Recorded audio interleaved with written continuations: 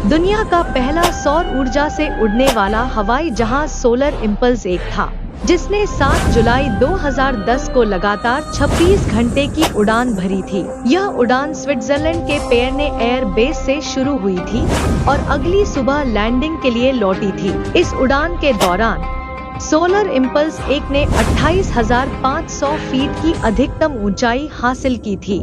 ऐसे ही facts video देखने के लिए हमारे चैनल को सब्सक्राइब करें।